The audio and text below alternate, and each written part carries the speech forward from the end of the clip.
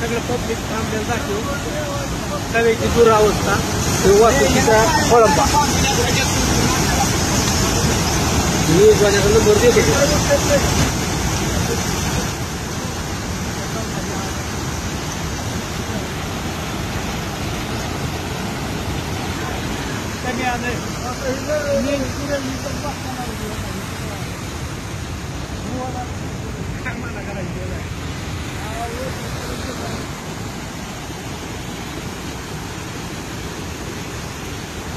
हां बोला.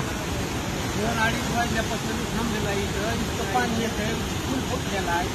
प्रवाशांची जाण्या येण्याची दुरावस्था होत आहे.